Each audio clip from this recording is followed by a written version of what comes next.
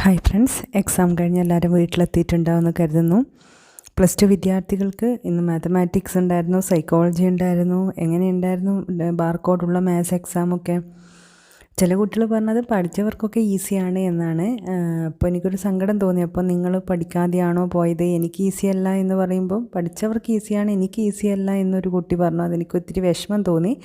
കാരണം second year ആയിട്ടും നമ്മൾ ഇനിയും പഠിച്ചിട്ടില്ല എന്ന് പറയുമ്പോൾ വിഷമമുള്ള കാര്യമല്ലേ.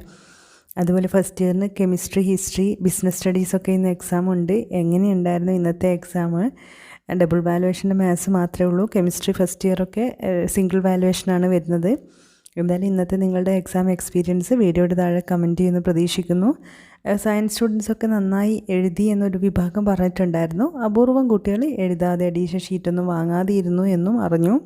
അതുപോലെ തന്നെ സൈക്കോളജിയും ബിസിനസ് സ്റ്റഡീസൊക്കെ നന്നായി എഴുതിയ കുട്ടികളുണ്ട്. ഒത്തിരി പേര് നന്നായി എഴുതി എന്ന് പറഞ്ഞു. ചില കുട്ടികൾ ബുദ്ധിമുട്ടാണ് എന്നും പറഞ്ഞു. ഹിസ്റ്ററിയും ഇതേപോലെ തന്നെ. അതായത് എപ്പോഴും ഒരു എക്സാം കഴിയുമ്പോൾ സമ്മിശ്ര പ്രതികരണമാണ് അപൂർവം കുട്ടികളിൽ നിന്നൊക്കെ കിട്ടുന്നത്.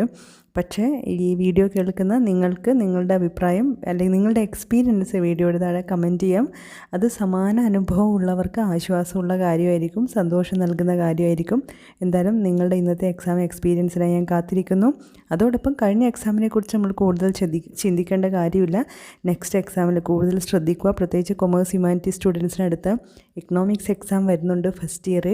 നമുക്കതിനെക്കുറിച്ച് ഡിസ്കസ് ചെയ്യണം, പഠിക്കാനിരിക്കുന്നുണ്ട്. എന്തായാലും കാത്തിരിക്കാം. അതോടൊപ്പം ഇന്നത്തെ എക്സാം എക്സ്പീരിയൻസിനായിട്ടും ഞാൻ കാത്തിരിക്കുന്നു.